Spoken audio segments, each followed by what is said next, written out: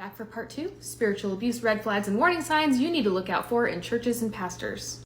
Now, before I go any further in this series, it's important to remember that pastors are human beings. And one of the things that got us into this situation in the first place is the overall pressure on pastors to try and look and be perfect and to not have any flaws. Your pastor's going to make mistakes. And a good pastor might even check 1 or 2 of these boxes on occasion. What we're looking for is if they check most of these boxes, run. Because you will get hurt. And that's all we're trying to prevent here.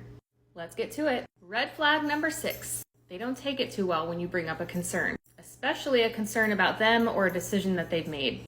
If you come to your pastors with a question or concern and no responsibility is taken by them on their part, but you somehow walk away feeling guilty and like you were the one that did something wrong, you just experienced gaslighting, which is an abusive manipulation tactic to deflect responsibility for their actions back onto you. A green flag in that situation would look like a pastor that receives that criticism, and even though it might sting a little bit and hurt their pride a little bit, deep down, they are really grateful for the opportunity to grow because they want to know how to become a better pastor. And if your request is right and reasonable, they'll receive it and make changes accordingly. But if they get offended and then deflect back on you, big red flag. Red flag number 7.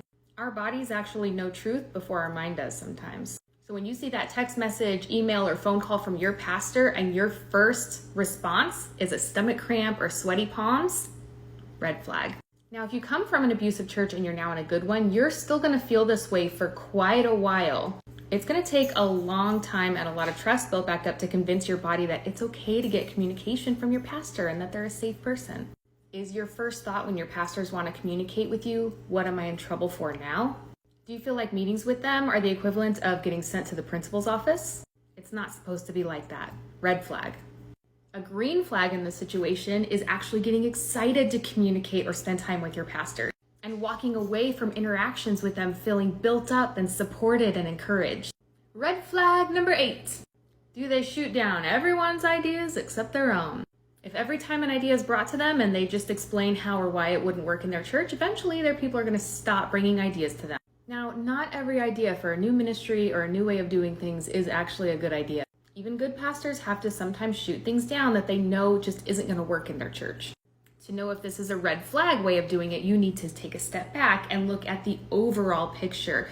Are they turning down ideas more often than not?